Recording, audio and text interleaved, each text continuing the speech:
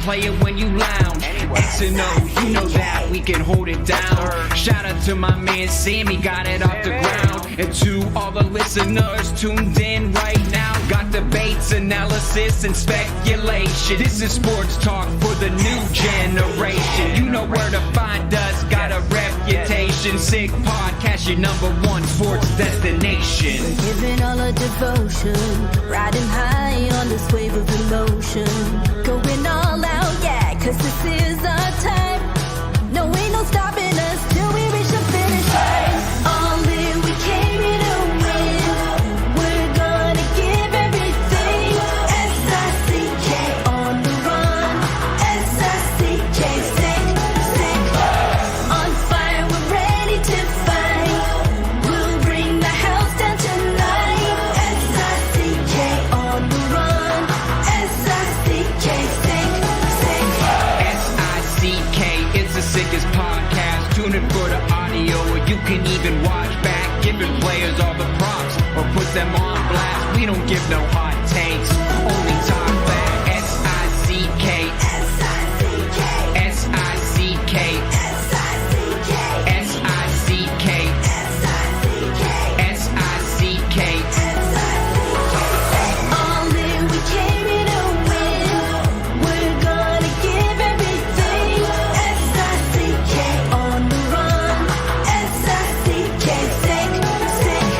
S-I-C-K, it's the sickest podcast. Tune in for the audio, or you can even watch back. Giving players all the props, or put them on blast. We don't give no hot takes, only talk facts. We're giving all our devotion, riding high on this wave of emotion.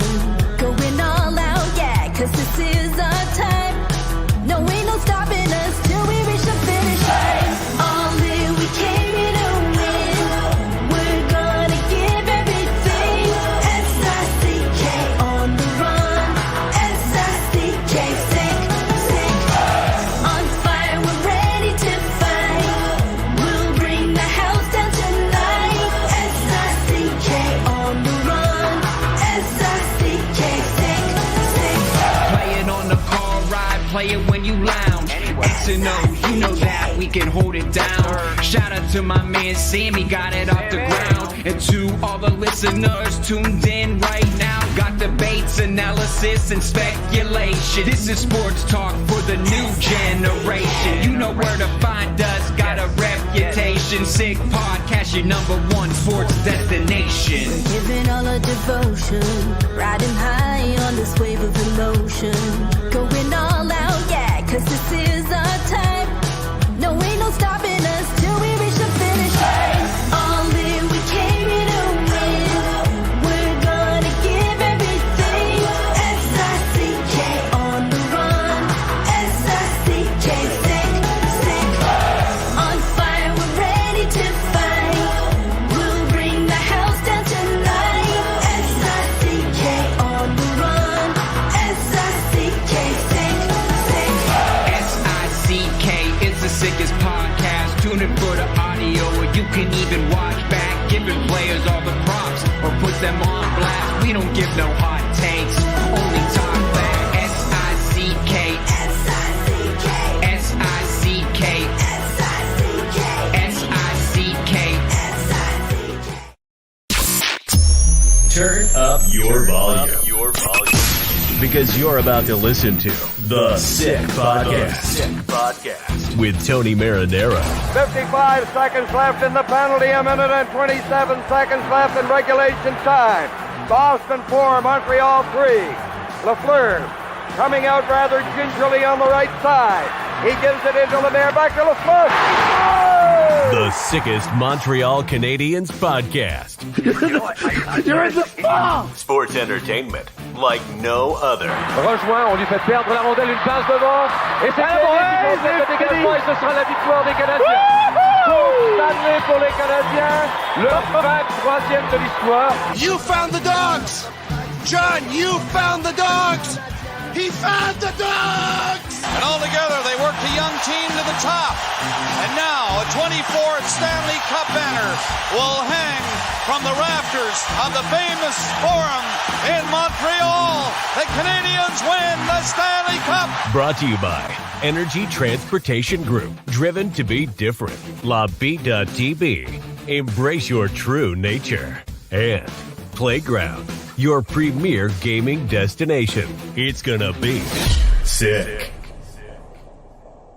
Marinaro on this Tuesday, March 12. It is 10:06 p.m. The Montreal Canadiens and Cayden Primeau shut out the Columbus Blue Jackets by a score of 3-0 in Primeau's first game since going from a 3-goalie system to a 2-goalie system this season. How did Cayden Primeau do tonight for the Montreal Canadiens? He didn't stop 10. He didn't stop 20. He didn't stop 30. He didn't stop 40. He stopped 41. And almost made history in the process. As a matter of fact, he's in some pretty good company. When I show you some stats that I found out tonight, you are going to absolutely freak out. Some of you are going to say it's the Columbus Blue Jackets, and I get it. They're not exactly playing the Soviet Union, or weren't playing them earlier this evening. But if Cayden Primeau doesn't play the way he played, Montreal Canadiens don't win this hockey game. As a matter of fact, who knows what would have happened if Samuel Montembeault would have played in this game as good as Montembeault has been for the past couple of years. We have so much time to talk about it,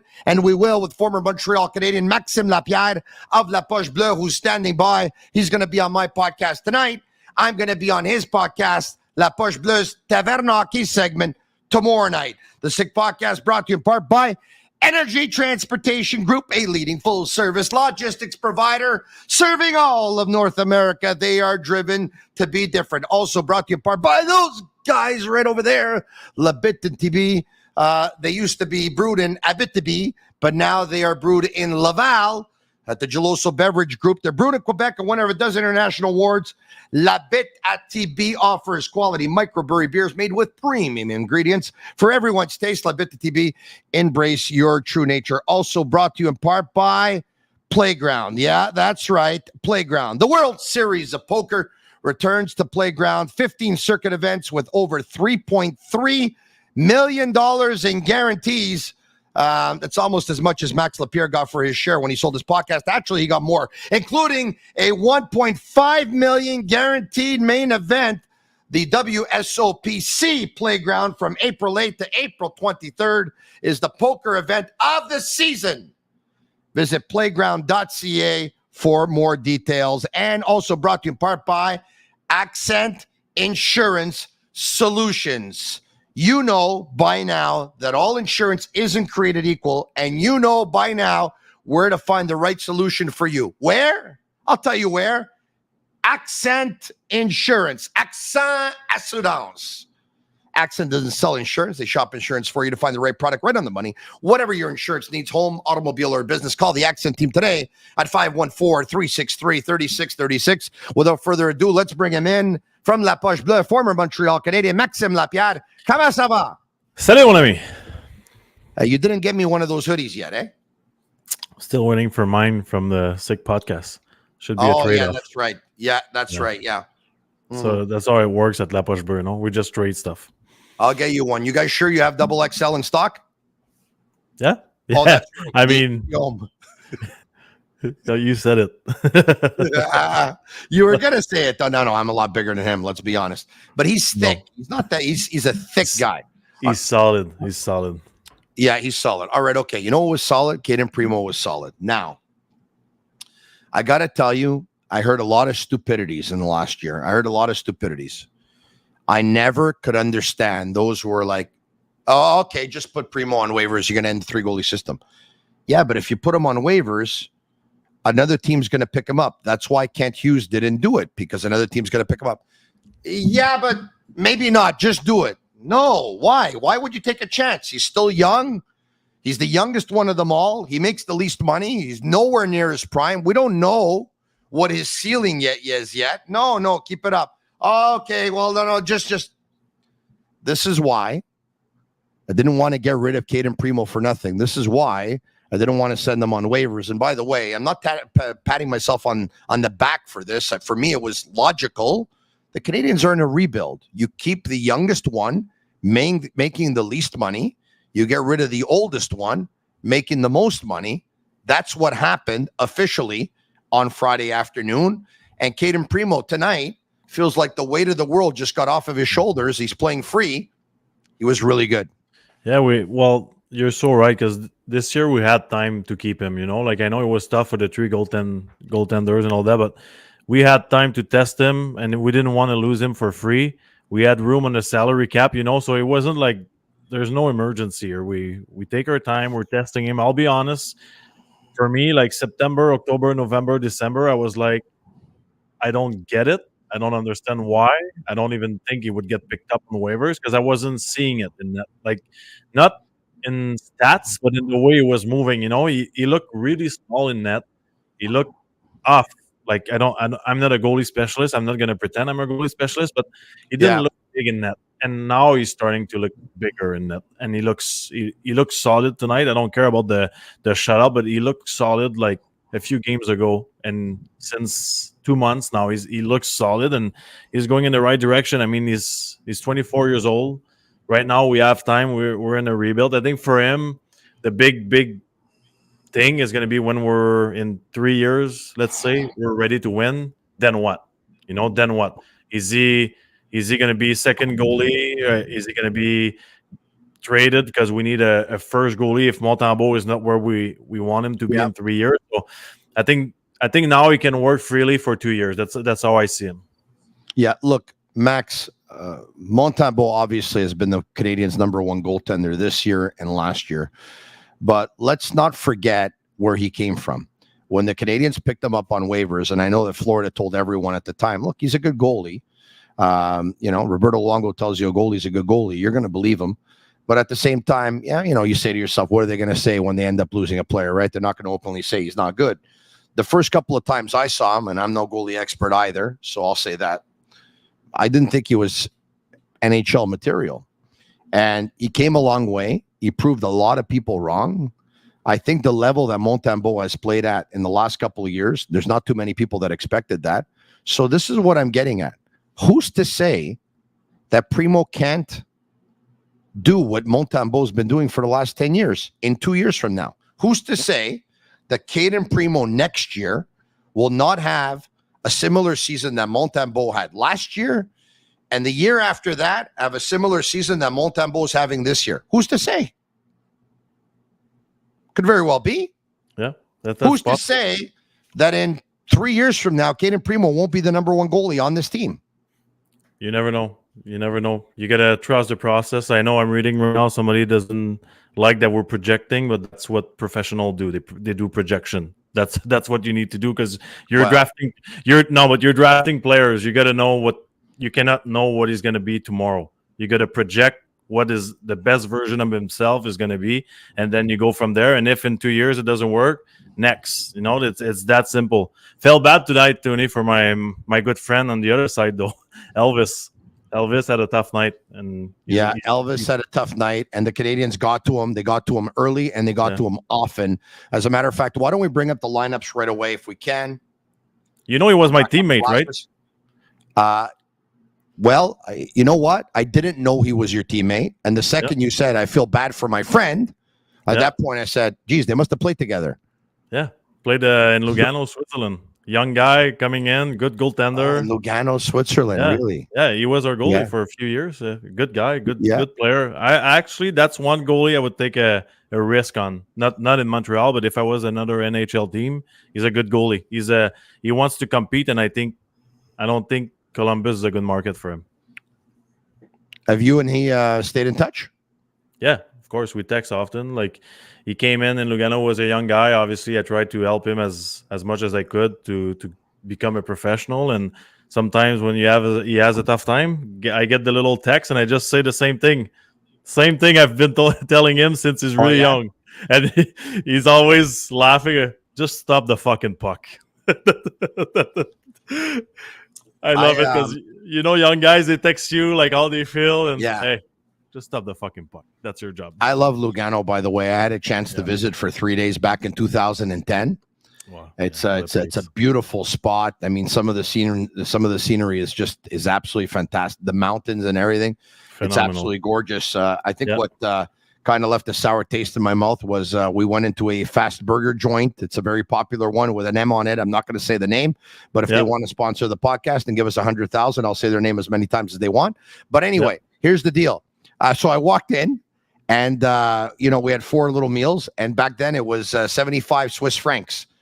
Which I think was about the same as the Canadian dollar or something like that. But it was a pretty expensive fast food, let me tell you. It's pretty expensive. Oh, yeah. Welcome in Switzerland. So my wife is in Geneva right now as we speak. Great spot too. Really great spot. Yeah. Do you like it? Yeah, she was. She's on a connecting flight, so she spent the whole day there today. And so she said she liked it, but mind you, she said a lot of the places were closing early. Okay, we're getting off track. You know what? I think this is an idea for a podcast where we're going to talk about different cities, different countries, a little bit of tourism.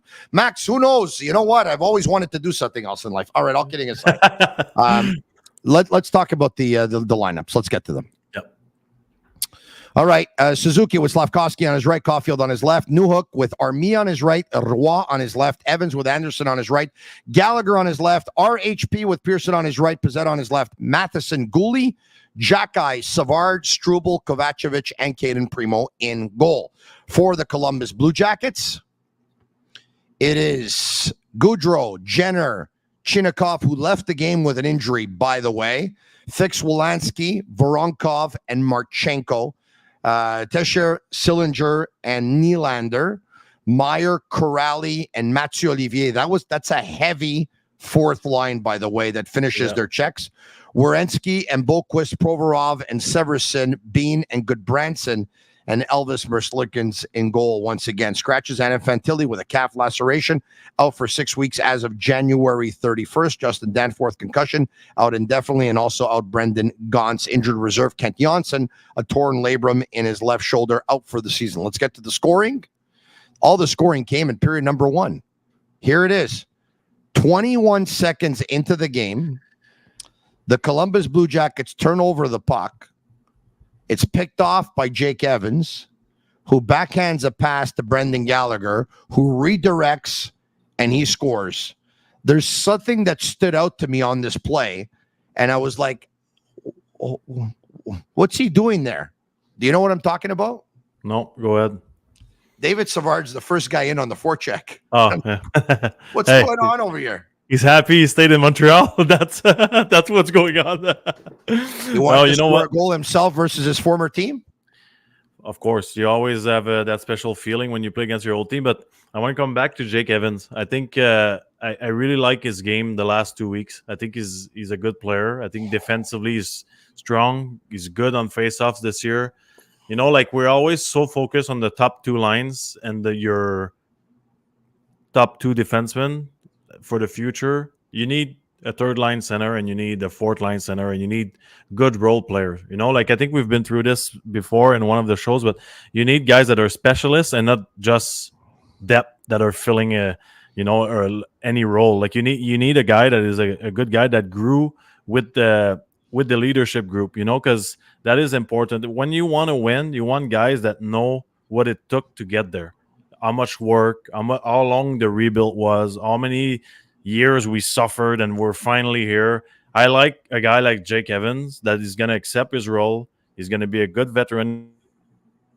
He's going to be a good leader and with guys that he knows perfectly. He knows where Caulfield, Slavkovsky, Suzuki are coming from. He knows who they were year 1 and who they are now. I think it's really important to have those players on the team. And I hope that we spend as much time on Evans as we spend on top line players, because these guys are very important. Because it's going to happen. You're going to be in a conference final, and the guy you need in Game 7, overtime, you need a big face-off, Jake Evans.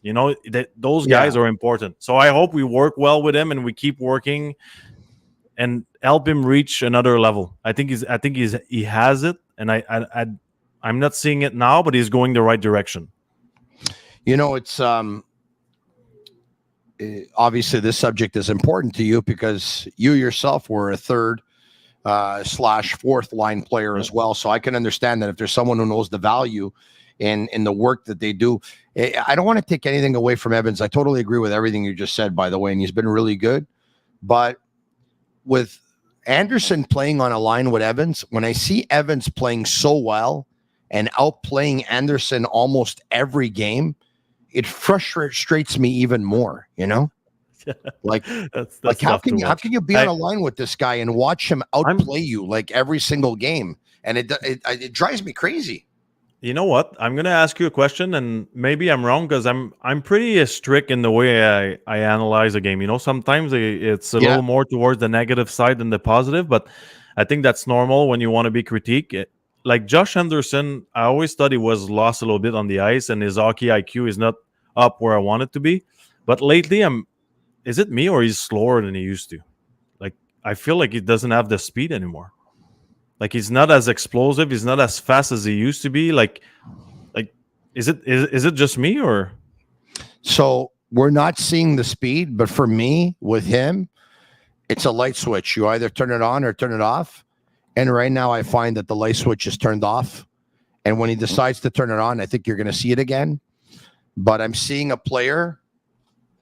And look, this could be wrong what I'm saying, all right? Because it's an outside perception. I hate to judge players' character because I mean, look, we don't. If you made it to the big league, you all have character. Okay, let's get that out of the way. But some have more than others. Some dig deeper than others. Some try more than others. And I think that Anderson right now is playing like a player who's got several years left on his contract on a team that's not going to make the playoffs, whose spot is not in danger. He'll have it next year, and he's not going to get pulled out of the lineup. And don't get me wrong, there's other players like Suzuki, who's also on a long-term deal. He brings it more often than not, almost all the time. Anderson is what he has been the last 4 years since he scored those 27 goals in Columbus. He's I'll show up 1 in every 5. So that's the only bad part is I don't remember when was the last time he had a good game. You know, because like I was thinking about that because you look on the other side, a guy like Gallagher, we all know we're stuck with his contract. He's not the player he used to be. But I cannot even say anything because I know he's giving his best. Like he built his reputation, and I'm 100% sure that he's giving everything he's got, every single presence on the ice. Like, and that bothers me. Like, you know, like Anderson's got everything to have success. You know, just. Can you find something to do? Like, can the coaching staff work with him? Like, why? My question is more, why do we accept that? Like, I thought we were moving on from the past few years, you know? Like, for me, if you want to move on. Build a culture, right? They talked about a culture of a worker's culture. Yeah, but then it's go time. Right now, it's go time, meaning take a decision. Take the big decision. Go sit, man. Because it's been twice this year that he has a phenomenal sequence where he's not even touching the puck twice. Then he had that moment where people were cheering for him because he was hitting posts, having scoring chance, and we were like, okay, poor guy. He has everything, and he's going to score at one point. That is not what's going on right now. That is not what's going on. Right now, I'm not seeing him. So do we accept that in the new culture, or we're sending a serious message? Marty St. Louis has coached like a lot of coaches coach. Veterans, you tend to close your eyes every now and then when you wouldn't on a younger player or a player that doesn't have a lot of pull in the locker room. Yoel Armia didn't have a lot of pull in the locker room. He didn't at the beginning of the season. He doesn't now. They sent him to Laval twice. He's an easy guy to do it to. He's not the most popular guy. He's not the guy that has the most allies in the locker room. He did fix his attitude, you know what? Armia's been good, man. He did fix a little bit the way he behaves on the ice. I don't know him as a person, but tonight he blocked a shot. You know, he works hard a little bit on the PK. Like he changed something. He changed something. I just think that we're there now. He doesn't want to go back to Laval next year. No, exactly. But we're there now as an organization, Tony. It's time to show that when you open that door to the Montreal Canadiens dressing room, this is not tolerated at all. Zero. Like, it's enough of he's a good guy. You know, you're a good guy. Perfect. If you're that good of a guy, you're going to play hard for me because you have an impact on my career. Right? Pretty simple. Yeah. Yeah. No, I hear you. Let's go back to goal number 2 now with Gallagher scoring goal number 1. And the Canadiens on a power play. if memory serves me well, Newhook and Suzuki, Caulfield, Slavkovsky, Matheson on the ice. I think it's Newhook that took the face-off and won it clean. And went to Suzuki, who gave it to Slavkovsky, who gave it to Matheson, who gave it to Slavkovsky, back to Matheson, to Caulfield, back to Matheson, and the pass for Slavkovsky, a one-timer. It was a good shot. Personally, I think Elvis should have stopped it. 100%. But I just like that now he's taking the shot. That's the next step. You know, like first step this year, he wasn't shooting enough. Then he started to shoot. Now he's shooting one-timers, and the next thing you know, he's going to shoot great one-timers. And I think he's going in the right direction. I love that player, and I'm pretty sure he's hurt right now, like because with all the practices he missed and the whatever. And so for me, that proves he's battling through something, and that's part of learning in the NHL. That's great. That's awesome. We're going in the right direction. Like I'm looking at Newhook. I think he's impressive. I'm looking at Slavkovsky, Suzuki. Like we're in business, guys. Like. Be patient, but it's coming to an end, and we're going to have a good team for a few years. We've talked about giving players an opportunity on the first wave of the power play, even though the power play has been going really well over the last month and a half, 2 months. And we talked about Joshua Roy, but I have to tell you, ever since Newhook got back into the lineup, coming back from that injury in which he was out, I don't know, 2.5 months or whatever it was, I don't know if it's him or the way they've actually formatted the power play and set it up. He has an ability to draw a lot of players to him. Yeah, well, he's and open up seams for others. He's in the bumper spot. I get it. Yeah, and that is, you know what? A bumper is so important, Tony, because when you practice, that's how could I say it? It's your safety net. You know, your safety net. Yes. Safety net. That is the bumper is the play you're supposed to make without looking. And that means you need a good bumper, though, because he needs to be even with you and the puck. You know, he needs to be at the right place at the right moment. And you got to trust him. So right now, this is what's going on. The guys are trusting that Newhook is going to be there first. Well, the first thing is he's a very smart player, I think. And the second thing is he's fast. So he gets there on time. And that takes the pressure away because the reaction is always pass to the bumper, boom, the PK ties up in the middle of the ice. Then it gives you the chance to restart the puck from Madison to Slavkovsky like you've seen tonight, right? The other thing is it takes away attention for the one-timer in the middle of the ice, which opens Slavkovsky. I mean, TJ Oshie is a great hockey player, but the first reason why the Washington Capitals went and got TJ Oshie is to open up Ovechkin because it was getting too obvious that the teams, they were just putting one guy on Ovechkin. That Backstrom and Carlson were looking for him. Yeah, they were ready to sacrifice another scoring opportunity to not have it on Ovechkin's side. Then they had TJ Oshie in the middle that scored a few goals at the beginning. Then teams were like, okay, now we need to pick, like it's Ovechkin or Oshie. And I think it helped like big time with Ovechkin's situation. So it's the same thing right now. It's opening up. It's opening up Slavkovsky. I think in the best situation, I would prefer if it was a righty at one point, which would be Kirby Dach next year, because it does the same thing with if you have Suzuki on the goal line, then you have a one-timer in the slot and you have Caulfield on the other side. So got it. I would prefer this angle. By the way, this is why Tampa Bay's power play has been good for so many years. You got Stamkos on one side, you got Kucherov on the other side. Both of them can give you one-timers. You got Braden Point in the bumper. You got Victor Hedman from the point.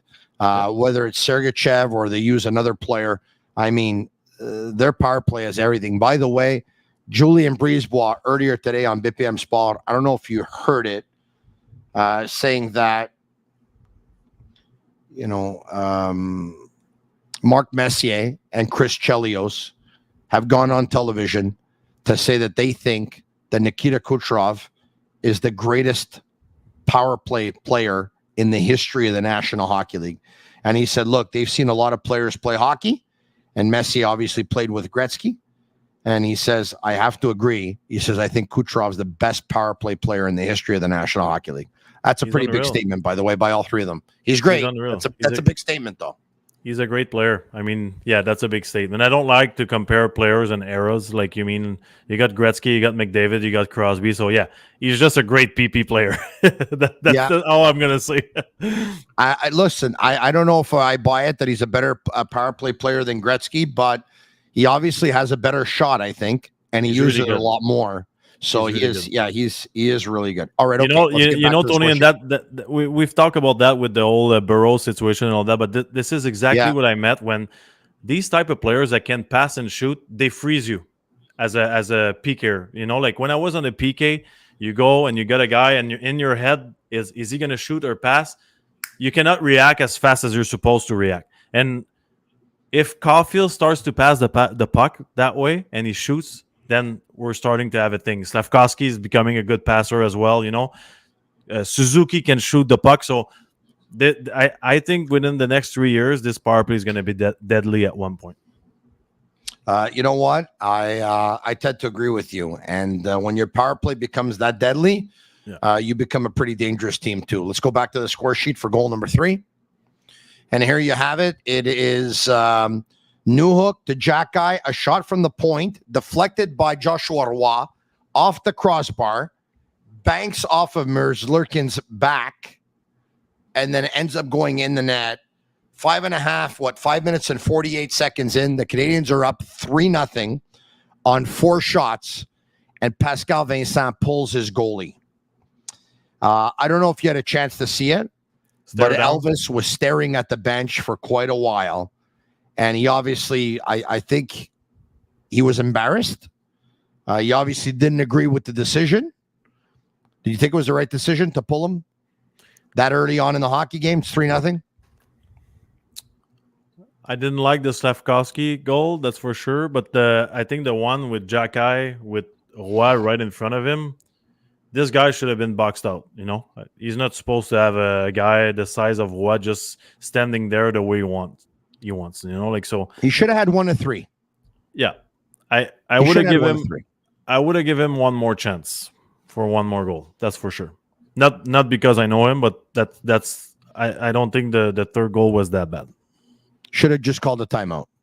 Mind you, I don't have a problem with him pulling the goalie, but I mean, I'm just. But that's maybe you now that you told me he's your friend, you know. No, but there's so many. There's so many things, Tony. Like, it could just be to change the momentum, and sometimes it has nothing to do with the goals. There's a team there. We don't care about the guy in the net or your first center or fourth center or it's about the team. 22-8 were the shots on goal for Columbus in period number 1. Let's bring up the actual shots. And the stat line. That is a problem. That is a problem. Because tonight, Tony, we won. It was a shutout. And I feel like we lost. That's how I felt. I didn't like the way. Yeah, there's good things. Obviously, there's always good things during a hockey game. But we need to fix that D zone. It's time to change something in the D zone. I'm the biggest fan of Marty St. Louis. But now I think it's time. It's time to find a solution for the D zone. You know why? It's not just because the goals against or the way it looks. It's because you can't produce offensively. Just see it that way. When you go on the ice as a player, it's like a cell phone battery, right? Okay? The first 20 seconds, you're in your max effort. Like, you can do whatever you want and think the way you want because it's not foggy, because you're not tired and your heart rate is not high. So the first 20 seconds, this is where you need to create something, the momentum, and get momentum and a good feeling with the puck or something. Then your battery goes in the red, you know? Then it's too late to think about creating something. You need to start thinking about changing. So you're not managing the puck the same way if you're thinking about changing, right? Here in Montreal, most of the players, they start their presence on the ice with the 20-second in the dead zone. They're burning. Then they get the puck. They get out of the zone. What's your first idea when you get out of your zone finally? Put the puck deep and change. What happens after? You're late on the forecheck. You cannot create speed. Get there, create a battle, and spend time in the offensive zone. What happens when you don't have speed on the forecheck? You cannot keep your momentum back checking. So what happens when you can't back check? You spend time in your zone. So then the second line. 20 seconds in your zone, you're chasing. You got to change. So we're not going to score goals, and we're not going to destroy a team like Columbus if we don't fix the D zone. And it's not just about giving up goals; it's about creating offense. They're playing man-to-man, Max. How many teams have played man-to-man over the last couple of years? It's outdated. They don't do it anymore. I don't know why they are, but man-to-man. I was talking to a former NHLer, if I can, Max, about a week ago. Yeah. Off the record conversation. So I don't know if they would want me to make it public, so I won't give their name for now. But I was talking to a former NHL defenseman who said to me, man-to-man is the worst thing that you can play because, all of a sudden, another guy, one of the guys will say, well, I had my man, that was your man. And all of a sudden, you know what? Everyone just, it shows that they're not responsible for the goal going in or what happened, right? I had my man, you didn't have yours, it's your problem. So it shouldn't be your problem.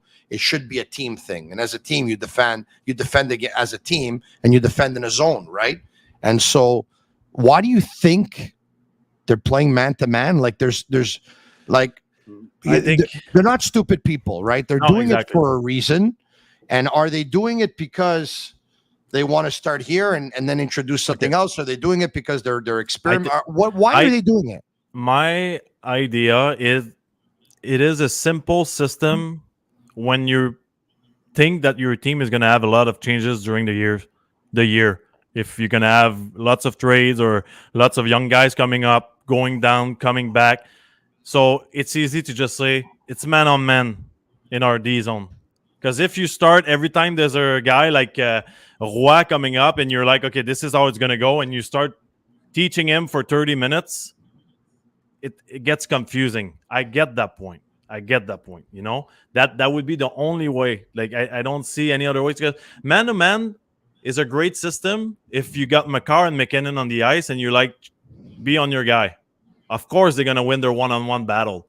But the systems, they were created to protect your weakest link, right? So if you have a player that's a little slower on the ice or doesn't read the game as well as anybody else, well, he's going to be protected by the system.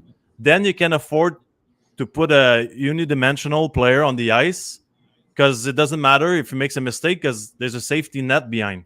So you can tolerate a guy that is just there to score goals, But if you put that guy in a man-on-man system, he's going to be lost for sure. Yeah. They're not a huge decor either, right? So if you play man-on-man, you're going to lose battles. Are you not? Yes. They're not 100%. Yeah. But for me, it's just offensively, you cannot create anything. Because, okay, I'll give you an example. Let's go through a situation. Let's say Slafkovsky is following his demon in the corner, okay? Yeah. And then Caulfield follows a guy behind the net. How can you have a legit breakout with your forwards not in the right position? Right? Because if you get the puck back, it's not automatic when you look left or right that they're going to be in the spot they're supposed to be in because they follow a guy everywhere on the ice, right? So how can you have a great transition game that way? That's my point. Because as a center, when I used to play zone, let's say with Ken Hitchcock, as soon as I got the puck, I knew I had a guy on the wall and a guy in the middle and a defenseman on the other side if I was stuck. It was automatic. Now, you can't know because you don't know where the guy who he's following and where he is on the ice. Yeah, no, I hear you. All right, okay. Cayden Primeau, I want to get back to him because he clearly is the story of the night. Yeah. By the way, it's 2 shutouts now and back in consecutive games at home. If you recall, back on Tuesday, was it February 13th? 5-0 win over Anaheim. He stopped 13 in a shutout. Yeah. So 1 day shy of a month or 1 month shy 1 day. Tuesday, March 12th tonight, 3-0 over Columbus. He makes 41 saves. He's in pretty elite company. Look at some of the things we're able to bring up here. Cayden Primeau. Guillaume Villemeyer, by the way, who's the statistician for TVA Sport. Yeah. Merci, Guillaume. Goalies 24 years and less of the Montreal Canadiens with 2 shutouts in a row at home. Cayden Primeau, Carey Price, Patrick Roy, Michel Larocque, Jerry McNeil. That's a pretty nice company. Yeah, for sure. There's more. Cayden Primeau came within one save of tying the Montreal Canadiens record for the most saves in a shutout at home, which belonged to Jacques Plante in 59 with 42 saves. José Theodore did it back in 2002 with 42 saves. And Carey Price in 2016 also with 42 saves. Price also had another shutout back in 2014 with also 41 saves. Wow, if you would have told me, and thank you, Guillaume, for getting us this. If you would have told me that the most saves a Montreal Canadiens goaltender would have made at home in a shutout would have been 42, I would have thought it was more than that. Yeah, same. For sure. That's a big Pretty good performance. company. Yeah, he's you know what? Like when you look at his story, like the way it started in his career for Primeau, like at some point it reminds me a little bit of Yaro Halak, you know? He was that goaltender that didn't have the biggest stature in net, that wasn't the nicest to watch, and then he became solid and he had that right, you know, like the Halak he was just unreal. Like you never know. Like 2010, exactly. You know, so I think he's gonna be a good goaltender if he keeps going that direction. But is he gonna be a number one? That's way too early for me to say. Yaro Halak, I'm gonna bring it up right now if I can. 9th round pick, 272nd overall in 2013, but a smaller goalie, 5'11". Cayden Primeau, 6'3" tall, much bigger goalie. But in 2017, 7th round pick, 199. You know, I find it unbelievable. that Cayden Primeau, and look, I don't know if his career is going to amount to anything spectacular or not, but when you have a goalie who's 6'3", who's from a hockey family, I find it unbelievable that he goes to the 7th round, 199. Isn't that something?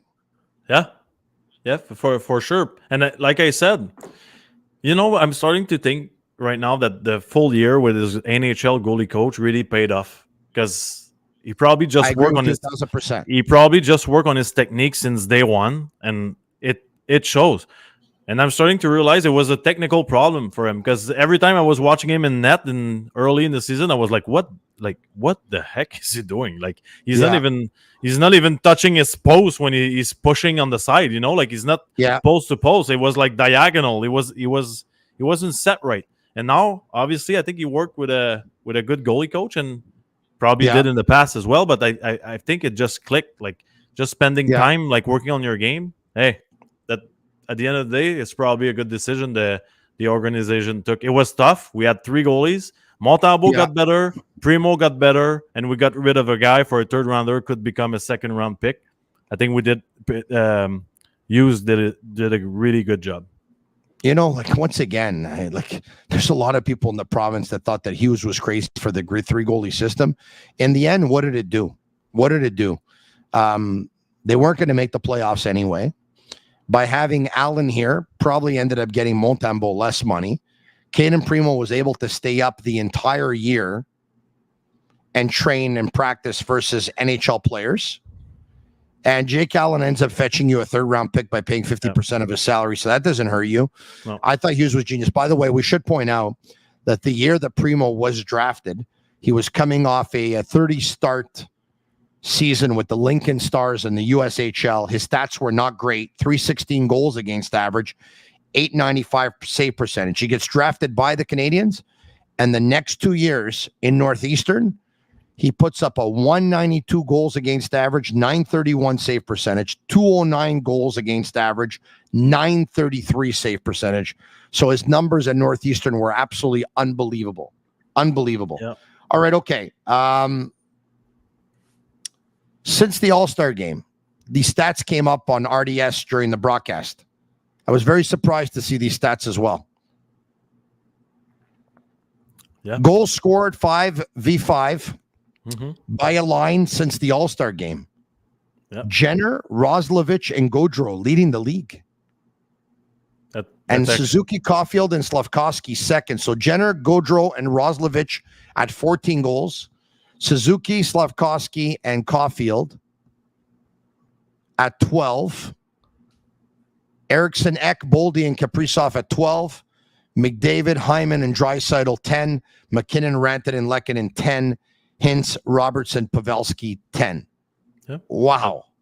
No, but like even Columbus, like these are great players. Like Suzuki, Caulfield, Slavkovsky are great players. Like your first line in the NHL, man, you don't get there if you're not special. Like you have to be unbelievable at hockey. you know, like so. Yeah, right now for me, and hey, Suzuki's playing great and Slavkovsky is playing great. For me, this is why they're having success on the line.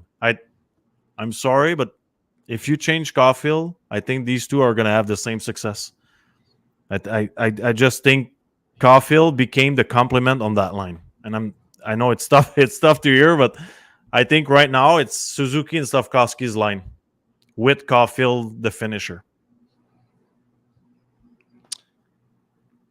Are you saying that next season, for you, it's still up in the air that Cole Caulfield is going to be the player on that line?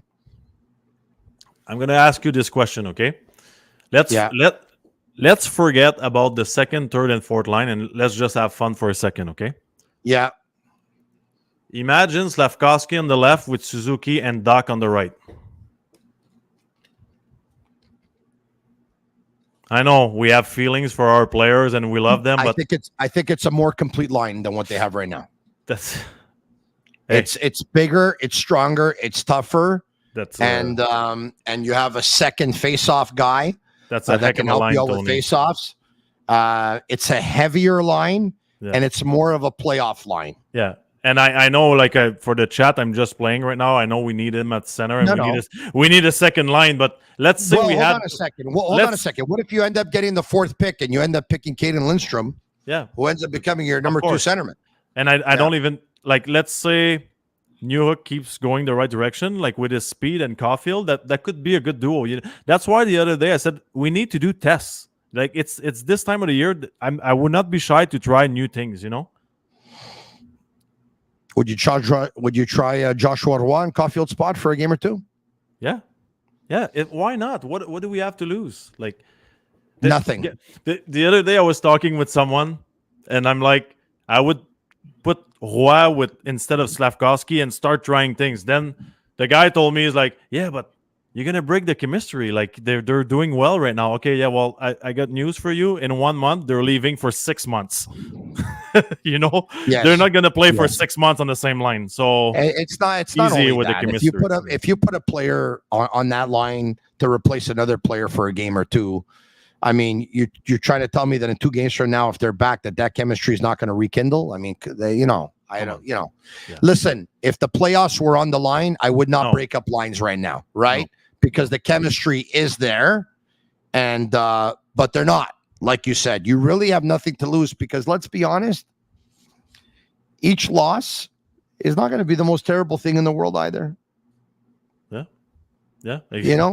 Exactly. No big deal. You like my first line now? You've been thinking about the future first line right now. No, listen, I like it. It's just that Gordon and Hughes really see Kirby Dach as a centerman. Yeah. I think they like the prospect of having Dach back up Suzuki. Yeah. You ask Byfield right now. You ask LA how they feel about putting Byfield on the wing. They're happy. Exactly. Big guy too. But because a lot of young players too. It takes them a while to learn how to play center at the National Hockey League level. They've taken some responsibility off his shoulders, and he's playing a lot more free. Yeah. Right. But once again, you know what? That's what they saw in their crystal ball by having Dach at center. But drafting a Cayden Lindstrom can change all of that. Hey, right? You end up drafting a 6'4" centerman in the top 5. Probably changes things. If you get another skill center and you put him with Newhook and Caulfield, you get another good line. So obviously, it's time to test some stuff. So you're moving. So you're not only thinking of moving Doc from center to wing, you're thinking of doing the same thing with Newhook.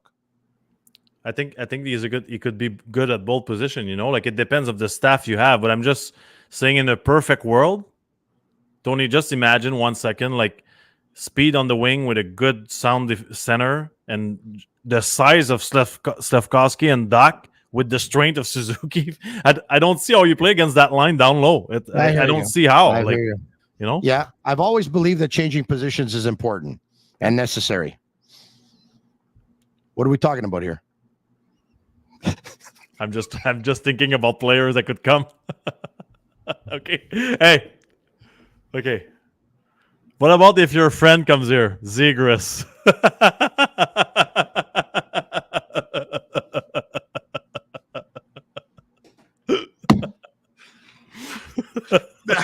I said a comment that I'm looking at you, and it looks like you're thinking, "Oh my god!" Man. I'm thinking about all the players. Wow, I'm building a solid lineup here tonight, guys. If we keep going a few more minutes, we're gonna win the cup next year. if we do a combination of the Sick podcast and Bleu Nuit, and we kind of make it like a hybrid show like that, that would be unbelievable. All right, okay. Did you really bring up Zegras? We can stop talking about Zegras for now because he's probably going to be moved at the draft. So we still have time. We'll wait. Hey? We'll wait. I don't want to talk about Zegras. No, let's not talk about Zegras. Hey, Thursday night versus the Bruins.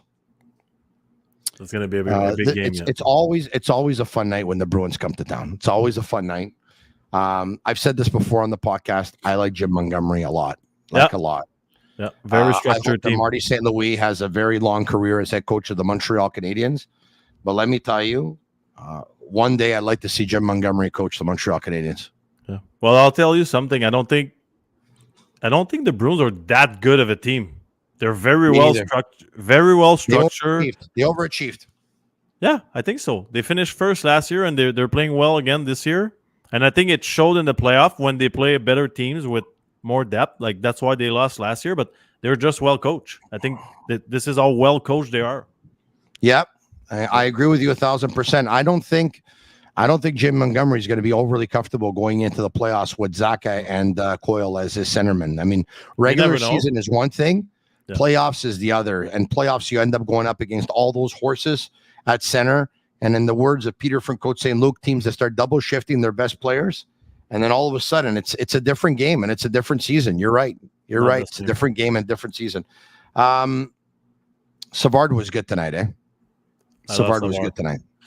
Well, he's a good defenseman, man. He's a good veteran, and yeah, he was good tonight. I don't know. Honestly, I'm so confused with him. Like, I was ready to trade him if it was great value at trade deadline, and then he comes back and does the same thing, and you see he's happy. Like, what do you do next year? Like, you got to let him go. That's going to be a tough decision. You got to let him go. Because as good as he is, as good as a teammate as he is, and I know this type of game because I played the same type of game as a forward. When you block shot, you hit, and you do everything for the team. There's no going from 10 to 8 to 7. You go from 10 to 1. You know? This is how fast the drop is when you're a role player and your body quits on you. It's not... It's Gallagher style, you know? Yeah. And isn't that something, Max, in game 64, if I can, you're not making the playoffs and Savard is sacrificing his body like the Canadians are playing in the Stanley Cup final? Yeah. No, but that's when you know that, you know what, when you wake up in the morning, you can look in the mirror and you can be proud of what you see. And 100%. You can be proud of what you are and who you are and what you stand for. And that's why there's a couple of players in the National Hockey League, and I bring up their names, who are these big bodies. They're very imposing. They have a certain skill set, and they play when they feel like it. And for some, it's 1 in every 5. For one, it's every 6, every 7, every 8, every 9. It's shameful, man. And that's, the NFL that has no guaranteed contracts, the NHL would be a much different league if there was no guaranteed contracts, because there's a lot of fat cats that are sitting on long-term contracts and they just end up giving 50%, not even. Tony, and never I understood in my career as a player or after watching a hockey game. I will understand a guy that doesn't give his 200% every game. I don't care about injuries. I don't care about traveling. I don't care about pressure. You're making 5 to 10 million a year to work 18 to 20 minutes every 2 days. How can you come to the rink and play an okay game? Mistakes happen. I get it. Having a tough night, I get it. But we're not stupid in Montreal. We know when we see with our eyes if a guy is working hard or not. It doesn't make sense in my head, and I'm not trying to put on a show right now. It doesn't make sense. It's 20 minutes of work, Tony. There's people that are digging all day from 5 a.m. to midnight, and they make 50 grand, but they do it every day with a smile, and they bring coffee for everyone. It doesn't make sense in my head. So for you, at all. a game is work. Is practice work? What? Practice. Is it work? So you just said guys are working 18 to 20 minutes a game. Yeah. At practice, would you consider that work or fun? Fun. Wow. It's the NHL, Tony. It's the NHL. You're paid for it. And I'm not saying guys don't deserve their money, but at one point you got to look in the mirror and say, that's my life, man. I'm lucky. I'm driving to Bell Center or whatever building in the NHL. It's unacceptable to not be 100% every game. Your effort, I mean, not your performance. It's okay. You're gonna do turnovers and you're gonna do bad stuff, but your effort, unbelievable if you do it to your teammates and to the fans. I will never understand this type of personality. Impossible. How many times were you a healthy scratch in your career? 3. Were you? 3 games. 3 times. 3 games. 3 games for 1 game. And it was not a healthy scratch, like saying we don't like your game or the way you work. It was like, okay, you've had like 2 or 3 tough games, like with the puck or the way like decisions, and just a little break will help you. Wow. So there were 3. They were not 3 consecutive games. No, 1 game, 1 game and back. That's it. 1 game and back. Yeah, that's it. Okay. And the 3 games happened with which teams? I had 1 game in St. Louis. It was Ken Hitchcock, so obviously that's just normal for him. Then maybe 1 game with Montreal. Never happened in Vancouver, that's for sure. Never happened in Anaheim. Maybe twice in Montreal at a young age. That's it. You ended up making the National Hockey League at what age? 20. 20. Tony, I'll tell you something, okay? And I'm obviously not here to talk about myself, but you can make the phone call because, sometimes it's important to go to the source. I trained with Scott Livingston. That was the Montreal Canadian strength coach, right? He's a good friend of mine. Yeah, I was training at his gym at Atwater Market, near Atwater Market. Yeah. Call him, and I'm honest. I never missed 1 day in my whole career. Never have missed 1 training. I believe you. Never happened. I woke up in the morning. Like, you got to realize how lucky you are. Like, just to be healthy in life. Like, you play in the NHL. I'm not gonna miss a training. Trust me. Did I go train hangover? Yes, I did a few times for sure. But I never missed. I never arrived late either. Yeah. So Scott Livingston obviously is one of the best. Another one who's in a very, very elite category, of course, is Paul Gagner. Yep. And Paul Gagner trains a lot of NHLers, athletes as well. Paul Gagner lives in LaSalle. He doesn't live too far from me. And in the off season, in the summer, he either has the guys running on LaSalle Boulevard and working out, or if it's a rainy day, they meet in Verdun, and it's covered, and they do all their workouts over there. And I'll tell you this: there's several NHLers that work out with him. Yep. And there's one who's extremely talented, who shows up a couple of times a year, who's supposed to be there every day like everyone else, who probably, throughout the entire summer is there for 3 trainings instead of 50. Well, or 40 or whatever it is. I mean, I don't know what the number is. I don't know how, but I know that. come and call me in a few years, see how long his career lasts. That's it.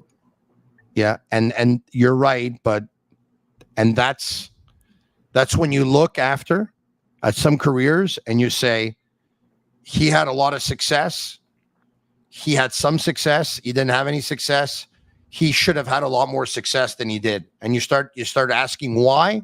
There's reasons for this. Yeah. The ones that work are the ones that will end up playing longer, prolonging their career, making more money, you would think. And the ones who don't work very hard, it catches up to you.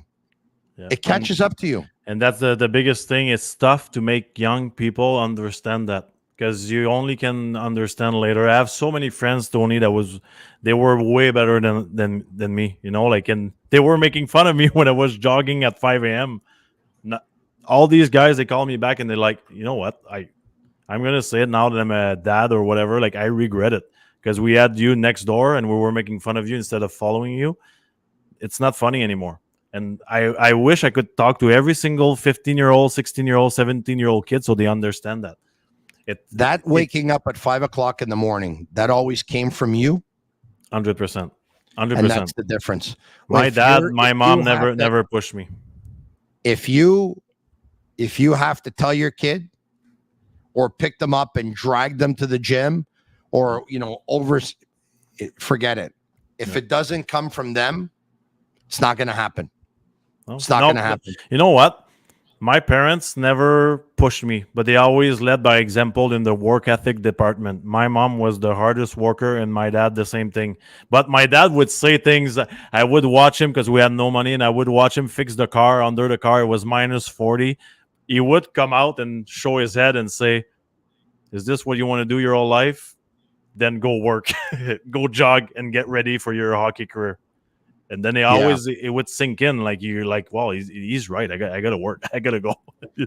So yeah, it comes from your surroundings. You need good coaches, good family, good friends, because then so many talents are lost. You know, like everyone, like, it's important what you say to young people in the hockey world or athletes, because it stays here. You know, it stays here. So they need to understand at the early age.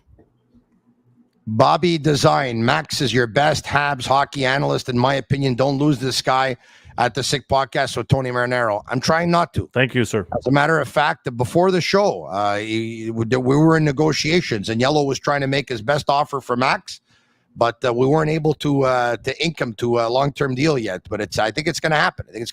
Hey, Jose says that she misses when we answer some questions. Max, you feel like sticking around for just 10 more minutes? We'll just answer some questions. I got absolutely nothing to do right now. All right. Okay. Thank you very much. All right. Okay. Let's, hey, Agnello, Sammy, Juliana, Master Control. Why don't you bring up some questions? La Belle Jose, I don't want to let her down. I also miss Tony Marinaro interacting with the people and answering questions from the chat. Let's go. Throw your questions out there. We're going to answer them.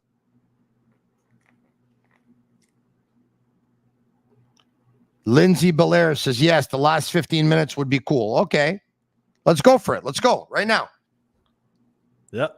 What are we doing? Gilles Laplante, Max, who's your favorite coach? Alain Vigneault.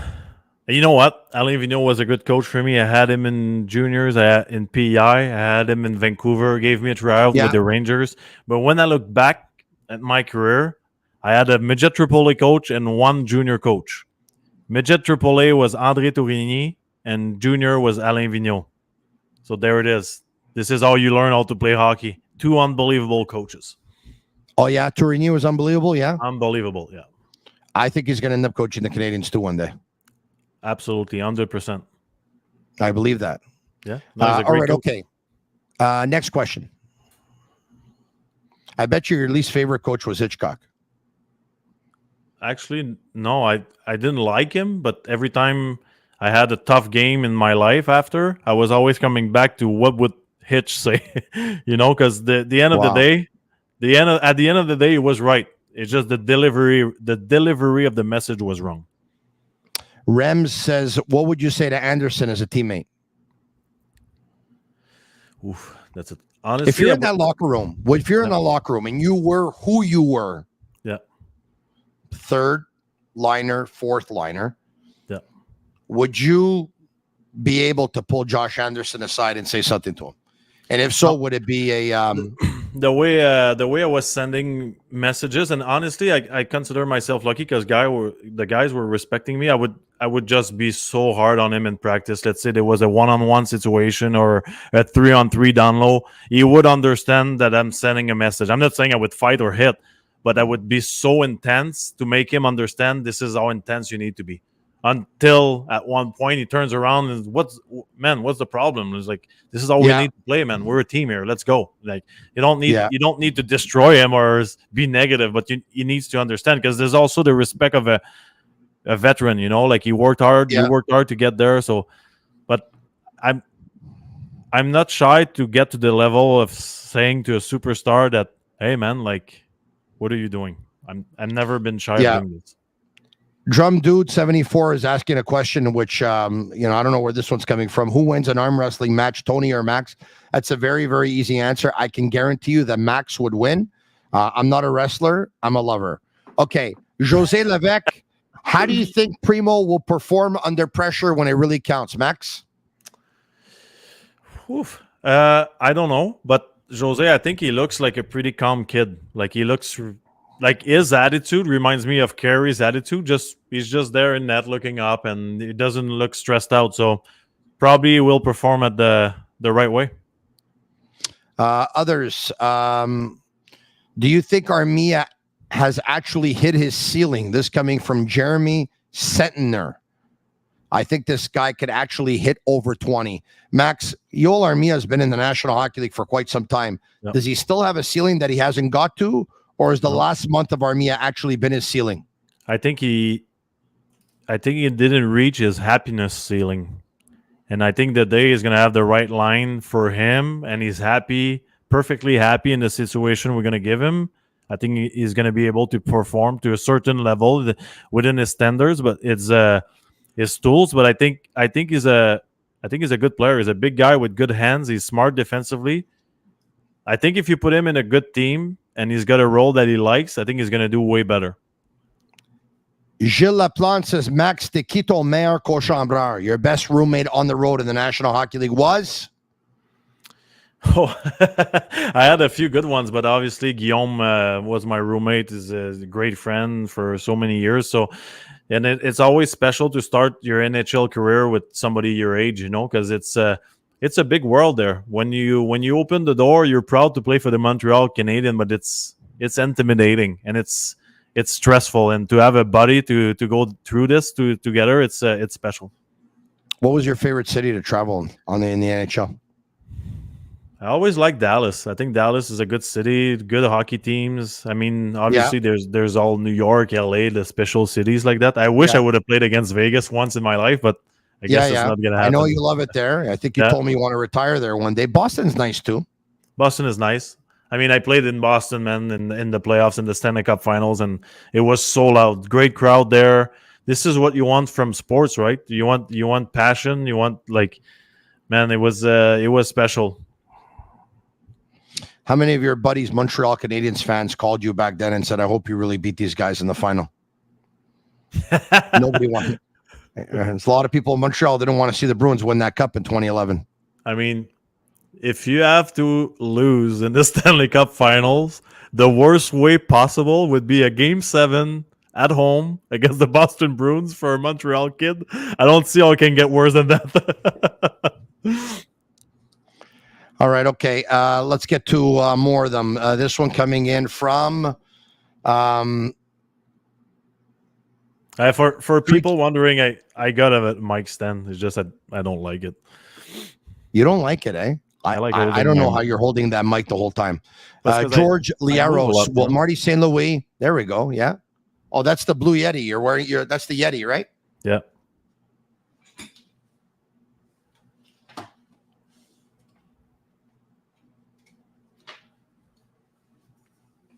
I got one of those. You know what, Tony? Can I answer a question before the George question?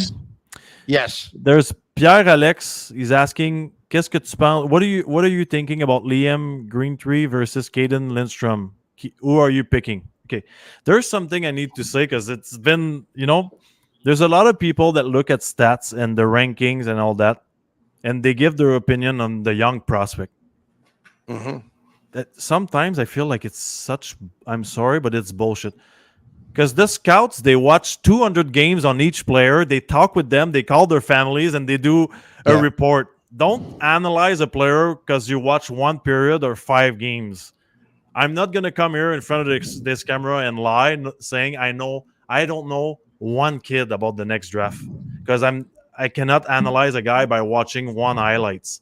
So sometimes be careful of what you're hearing. There's some specialists. Obviously, there's some good people that do their job and what they're saying is right. But I'm not going to come here and say I know anything about the players because I'm not going to watch every single game of Celebrini and call his mom or dad and know what kind of kid is he. I'm not going to do that. Impossible. I don't have time. I'm happy you said that. I've said this before, okay? Pierre Maguire goes out and he watches a lot of collegiate games, NCAA games. Grant McCagg watches a lot of games in the Ottawa area, will come down to Montreal every now and then, watch a lot on tape. Craig Button, who's TSN's director of scouting and their hockey analyst, he goes out and he watches a lot. There's other members of the media who just see some of these kids in tournaments like the World Juniors, right? But for the most part, and I've said this before on the podcast, full-time members of the media who are either like myself doing a Montreal Canadiens podcast, we're on Monday to Friday at 10 p.m., okay? Or you're working for a newspaper or radio or television, or you're on the beat and you're following the team around every day. These members of the media who pretend to know all of these prospects, it's bullshit. It's bullshit. When do they have time to go watch these kids? You can watch them on tape every now and then. Okay, maybe. But they're not going out and then the next day they're talking to you about what happened in the National Hockey League. How did you do both at the same time? You're not. So, I'll tell you when I watch a young kid play, if I see a young kid play a lot, I'll tell you. But for the most part, I don't get out to games in the queue and watch. When do you want me to go? I work Monday to Thursday. Sometimes I work Fridays as well. And I got to be totally honest. When I'm off on Saturdays, I watch the game, or I'll watch the CF Montreal game. I'll watch the Habs game. And then the rest of the time I dedicate to my wife, my family, my friends, whatever. I'm not going out to scout games. And by the way, very, very few members of the media do. Very few. The ones who pretend to know everything about the prospects and the draft and this and that, whatever. If they're not actually independent scouts, 99% of the time, it's all bullshit. They read a couple of articles, they see 1 or 2 highlights, and all of a sudden an opinion is formulated. Good for you for saying it, by the way. I thought I was the only one who was saying it, and I'm happy you said it. Happy you said it. It's not that simple to know where a 16, 17-year-old would end up when he's 25. There's no magic there. It's about spending time. Only because she's my favorite. I'm going to go back to her. José Lévesque, Max, penses-tu que le Canadien va racheter le contrat de Gallagher à un certain point? He's got 6 years left, 5 years? He's got 3 years left after this year at 6.5. No, I don't think so. I don't think so because this is going to be time when the team is ready to contend. So not contend, but they're going to have a great playoff team, I think, is in 3 years. So they're going to be patient. There's no point. I don't know how you calculate that, but I know you're going to have to pay him for a lot of years. So no, there's no point doing it right now. Olivier Giroux, Max, do you own some of your rookie cards? No, I got maybe one somewhere in the house. Probably one of my youngest. Probably my youngest grabbed it and they draw a mustache on it, and then they put a princess dress on it, and they ripped it. So no, I don't know where it is. All right, okay, we're gonna go with one more if we can. One more. Agnello, Sammy, Juliana, just surprised me. Bring it up. Max, how much did the rookie dinner cost you? This coming in from Gilles Laplante for our final question of the night. Good question. I know it was expensive because it was in New York, so it was me, Guillaume, and Alak together. So we split all together. I don't remember. I would say somewhere between 6,000 and 8,000. I think. I don't remember. You split 8,000 or No, each. Each. Yeah. Wow. So anywhere between 18 to 24 G's. I think was so. the bill. I think so. Honestly, wow. It's been a while, man. Sorry, Gilles. So that was how many 2000 paychecks did you deposited before you had to pay that? Max 1, I think. Okay. Yeah, I remember because so the money was there. It was there. The money was there. No, it wasn't the first paycheck because I remember I had to call my mom, and she said just borrow a veteran's credit card and pay him back when it's time. So I don't remember who it was. So yeah, it's blurry in my head. Really? It's been a while. Yeah. No, so it wasn't after a big paycheck or anything. Wow, isn't that something? All right, okay, Max, it's amazing. I told you I think we have a pretty amazing chemistry, and judging by some of the comments, I think a lot of people agree. I like you so much. I think you like me so much that we're going to do it again tomorrow night, this time only on your platform, which is La Poche Bleue, La Taverne Hockey segment. La Poche Bleue goes usually on Wednesday nights at 8 p.m. on YouTube and on all platforms. Unless, of course, the Montreal Canadiens play on Wednesday, then they'll choose another day, either be a Tuesday or a Thursday or whatever. So it goes tomorrow night at 8 p.m. And I think La Taverne Hockey segment starts at around 8:20 p.m. Exactly. The Tony Show. Who am I going to be on with? Jean Perron, that's for sure, always. Right? All right. Johnny Boy, Johnny Boy. Pascal Leclerc, and working on someone else right now. So myself, Jean Perron, and Pascal Leclerc, and someone else. Pascal Leclerc, by the way, had amazing stats under Ken Hitchcock with the Columbus Blue Jackets. Great system for a goaltender, that's for sure, 100%. I think it was Leclerc and Mason. Was it not Mason? Probably. I think that was their stats were unbelievable. Yeah. Their stats were unbelievable. He's a Max, good guy, merci beaucoup. Thanks, we'll do Tony. it again tomorrow night, same time, same place. It's me that thanks you. Once again, guys. I also want to thank Energy Transportation Group. I want to thank La Bitte TB. I want to thank Playground, and I want to thank Accent Insurance Solutions. I want to give you the Accent Insurance Solution moment of the game. For me, it's the first period. Let's get to it. Accent Insurance moment of the game.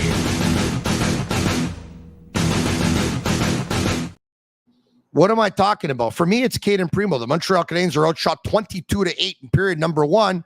Primeau stops all of them. As a matter of fact, he went on to stop the other 19 total for period 2 and period 3 to make it 41 on the night. The Canadiens beat the Columbus Blue Jackets by a score of 3-0.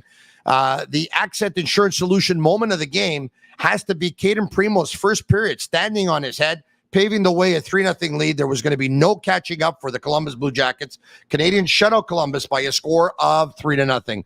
That's it for us. Thank you so much. If you liked it, like it, share it with your friends. Comment SICK, SICK, SICK. Leave us a 5-star review on Apple. We need to start getting more of those.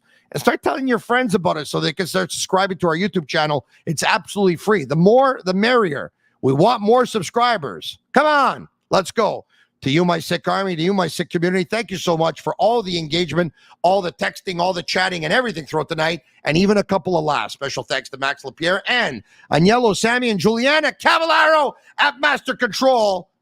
I'm Marinaro. Have a good night. Tomorrow night, same time, same place. We'll be here. My guest will be Craig Button. Talk to you then. And that's a wrap. Hope you don't miss us too much until next time. Follow the Sick Podcast with Tony Marinaro on YouTube, Instagram, Facebook, Google Play, and Apple Podcasts. The Sick Podcast is brought to you by Energy Transportation Group, driven to be different. La Vida TB, embrace your true nature. And Playground, your premier gaming destination.